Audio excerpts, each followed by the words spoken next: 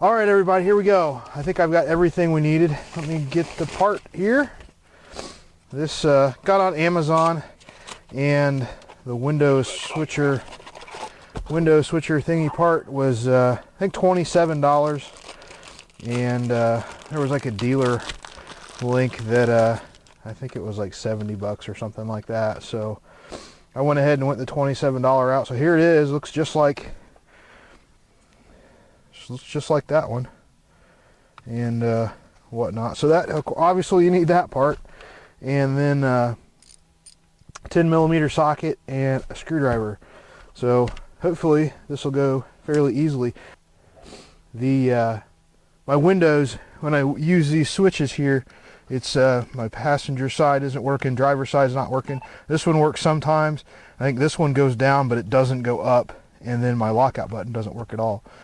As you can see, it's a typical door. Like I said, this is a Chevy Silverado made in 2010, but it's applicable. This is applicable to any vehicle with a body style. So the Silverado, of course, Suburban, the GMC, Yukon, just whatever. I think it's from like 2007 or 8 to 2011 or 12 that this is applicable for. So I'm going to remove this. I thought at first maybe I'd have to take off the whole door panel. I really didn't know how to get to this, but I did some research and was able to find out that you basically take this silver piece off, and there's a couple bolts in there, and then that allows this handle to come off when you remove the bolts, and then you can pop this off and you can access the switch. And so let's find out.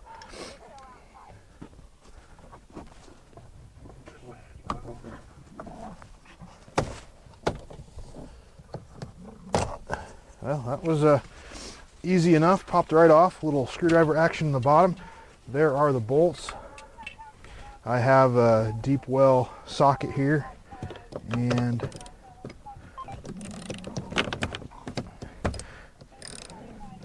might actually could use maybe an extension or something on this, but I think that's good there.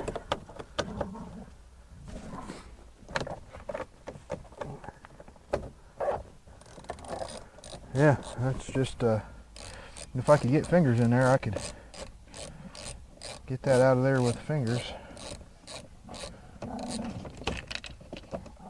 Oh, that's actually a really short little bolt right there. Not very, so I should already have, yep, there we go. So I'll set that to the side. Now that I have that off there, all I have to do is, apparently,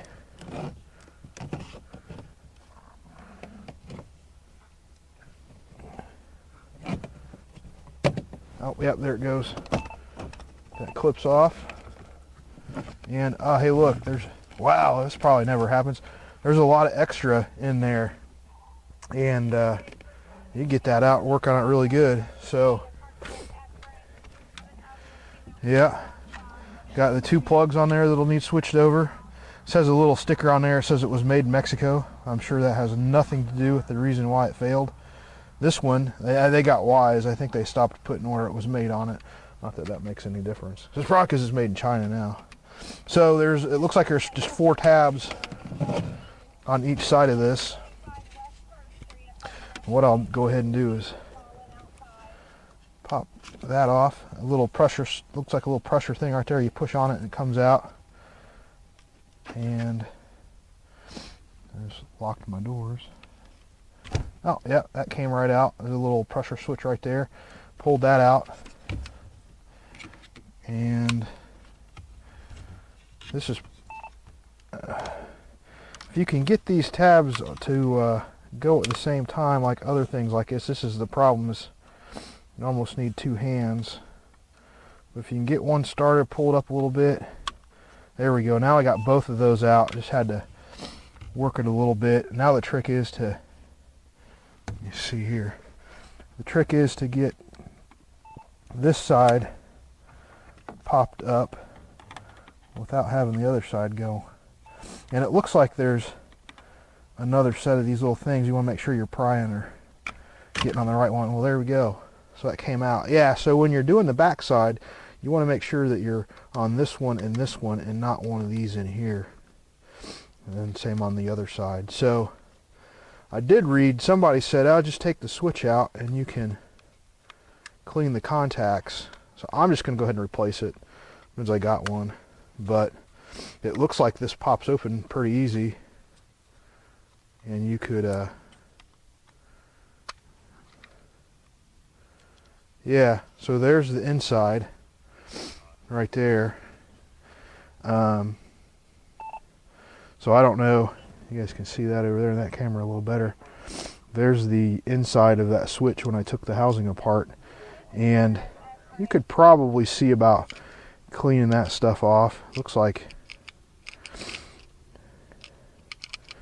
driver switch is a little bit different, so now it's falling apart, but I don't care. There's the contactors that you probably need to clean if you're going to clean this. The little copper pads in there. Get a little bit of contact cleaner from the store. It does look like there's some grime on some of them, but it looks, the one that really wasn't working, the driver's side window, doesn't look like there's any grime at all. But at any rate, that's what the inside of that switch looks like. And I'll go ahead and grab these pieces. And if I have trouble, I'll keep this. And if I have trouble with the new switch, yeah, I can try cleaning this one out at one point in the future. But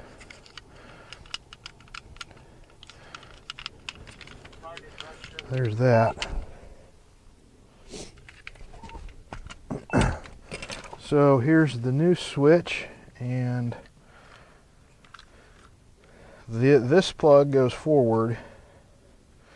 So when you're up there, you probably want to make sure you don't get backwards or anything.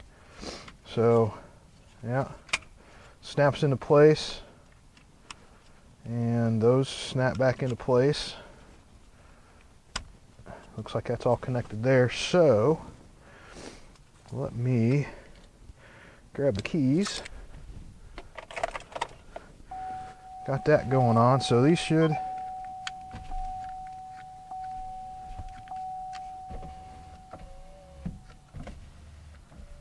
well, so far all three windows except for the driver's side work, and that doesn't work. So that's not good. This window that isn't allowing me to roll it down. So unfortunately, because that's working,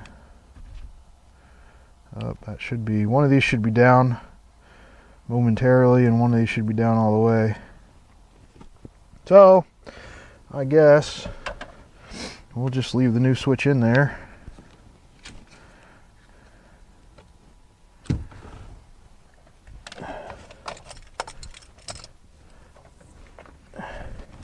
So leave the new switch in there and plug these back in. So that should all be ready to go. So testing stuff here. It seemed like it was all working before, so I'm not going to worry too much about it. So installation should be just the reverse of taking it apart. There's that back in place. It looks pretty good. And there's where that goes. It actually sort of holds itself in place there. Getting this lined up.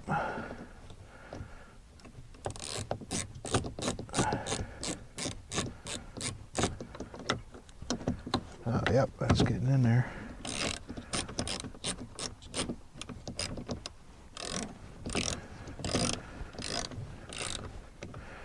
That's good in there. All my miscellaneous stuff.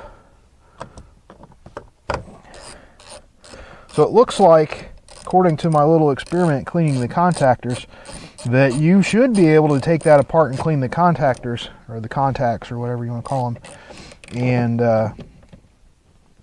and maybe get your windows to work again. So you could probably save yourself 27 bucks. But unfortunately, in my case, it would seem there's an issue with the driver's side window. The buttons were not, or the button for that particular window wasn't the issue with it.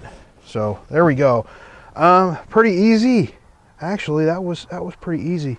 You need a 10mm socket, and you might want to get one, deep well, and you might want to have an extension on it. That might have helped a little bit more. And a screwdriver to do a little bit of prying. This comes off pretty easy. And then the whole handle comes off pretty easy. This part pries up with the screwdriver, and you have access to the back of it. There's plenty of wire in there. So there you go.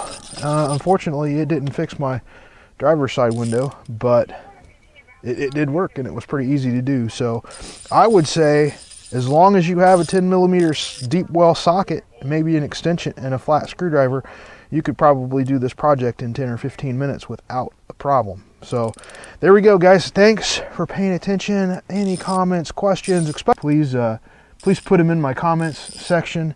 And then any comments about this project, any ideas on fixing the window, the driver's side window, would be greatly appreciated. And if you haven't subscribed, I'd appreciate it if you would. And thumbs up if you got anything out of this video. I appreciate it. Thanks. Hi everybody, this is Chris. Thanks for watching the video. If you're already a subscriber, thank you very much. I greatly appreciate it. For everyone else, go ahead and hit the subscribe button below the video window. And to be notified whenever I post a new video, go ahead and hit the notification button as well. Thanks, and I'll see you on the next video.